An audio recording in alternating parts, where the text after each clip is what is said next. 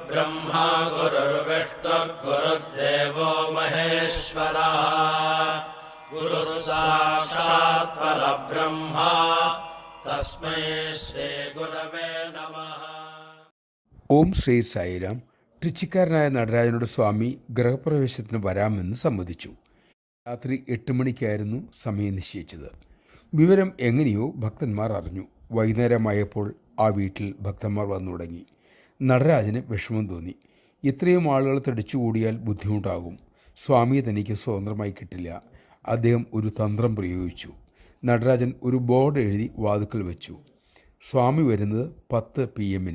താമസിയാതെ ജനങ്ങൾ ഒഴിഞ്ഞുപോയി. നടരാജന് ആശ്വാസമായി. അദ്ദേഹം ഭഗവാനെ കാത്തിരുന്നു.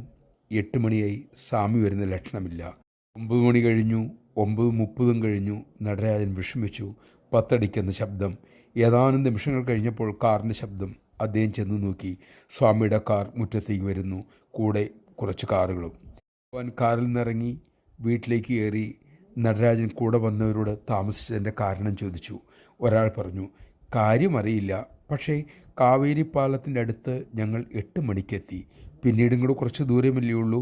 പെട്ടെന്ന് സ്വാമി കാർ നിർത്തി. കാറിൽ നിന്ന് പുറത്തിറങ്ങി എല്ലാ കാറുകളും നിർത്താൻ പറഞ്ഞു. 2 മണിക്കൂർ അവിടെ ഞങ്ങൾ വെറുതെ കിടന്നു. 10 മണി ആകാറായപ്പോൾ പോകാൻ അനുവാദം തന്നു. വ്യക്തമായ കാരണം ഞങ്ങൾക്കറിയില്ല. നടരാജന് കാര്യം മനസ്സിലായി. പാശ്ചാത്തലവും ഭയവും ഒരുപോലെ അദ്ദേഹത്തിനുണ്ടായി. വിറയലോടെ നടരാജൻ ഭഗവാന്റെ തൃപ്പാദങ്ങളിൽ മുഖമമർത്തി മാപ്പിരുന്നു. സ്വാമി മെല്ലെ ചോദിച്ചു, ഞാൻ 10 മണിക്കേ വരൂ എന്ന് പ്രസ്താവിക്കാൻ നിന്നെ ആര് ചുമതലപ്പെടുത്തി? ജയ് സായിരാം.